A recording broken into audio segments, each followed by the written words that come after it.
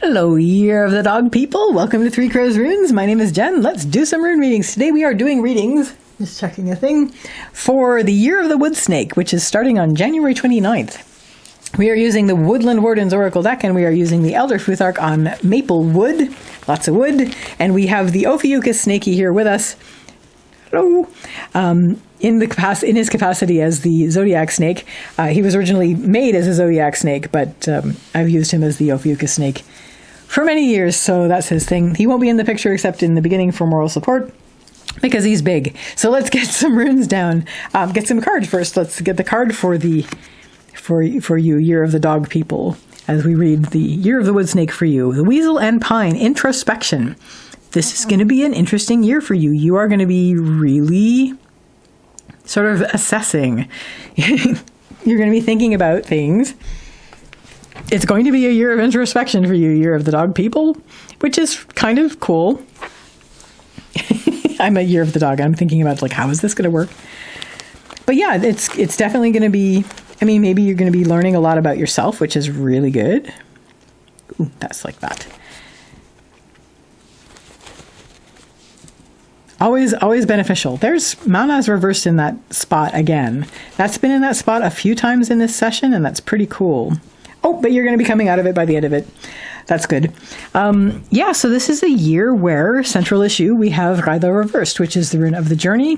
You are turning the journey inward this year. This is definitely a thing. Introspection and turning the journey inward. You just actually completed something. We have Yiro, which is the rune of the harvest, and also time. So you've just actually brought a whole bunch of stuff through, which is good. It's a sense of completion, a sense of abundance, and you've just basically wrapped that up. Now you're sort of turning the journey inward. You're looking inward, you are introspecting, and you are basically, it's a forward movement, but it's not going to be as visible from the outside. What is going to help you? We have Mana's reversed. Mana's the rune of humanity and your part in it. Reversed, you are tuning out the din of humanity, and you're really focusing on taking your own counsel, marching to your own drummer, dancing to your own violin, all of that. But you're really not going to be paying much attention to what everybody else is yapping about.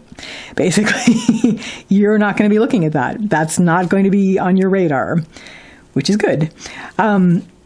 But yeah, definitely you're going to be, there's so much that follows, like the card went down, introspection. Okay, good. Introspection. So that's great.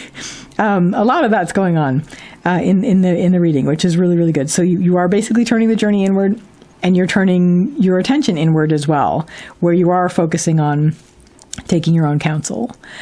What isn't going to help you? We have Ingvaz, which is Ing's rune. This is active creation. After all of this, after all of the harvest that you just brought through, and after the chapter that you've just ended, there is still that momentum happening where you're like, I feel bad if I'm not bringing something through. I feel like I need to be working on something with my hands. I need to be wrestling with something physically. I need to be creating something actively. And you can. There's nothing saying that you can't.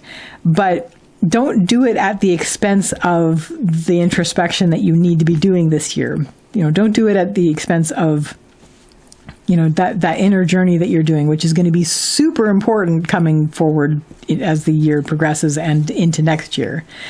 So if you start to feel tempted to do that, there's no reason you can't, but make sure that you are doing it in such a way that the din of humanity isn't telling you should do this. Do it because you want to do it. Don't do it because, the humanity is saying you got to still do this. You have to keep doing this. It's like but this is your year to do that. So that's different.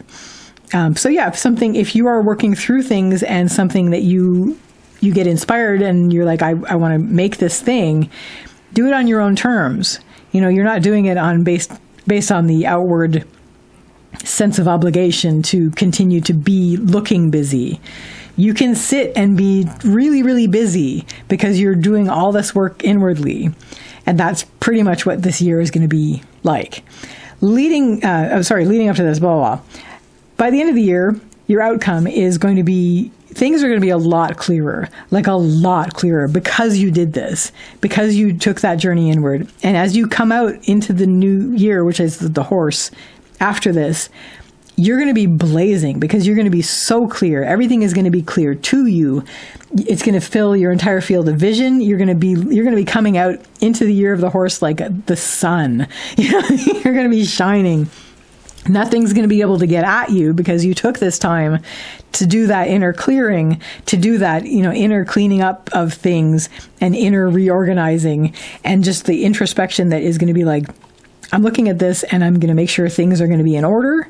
And when everything is in order and you are being your best self, like your truest self, maybe not your best self because that varies day to day, but as long as you're being the truest self you can be, which you're going to arrive at by a year of introspection, my goodness, you're going to blaze. You're going to be like the biggest manifestation of your auric field that you have had. And you're going to come out of this year just absolutely blazing. And people are going to be like shading their eyes and going, oh my gosh, dog people, which is good. You can just sort of giggle about that. So that Year of the Dog People is your reading for the Year of the Wood Snake. I wish you all the best with this, and I wish you a lovely day or evening. Take care till next time. Bye.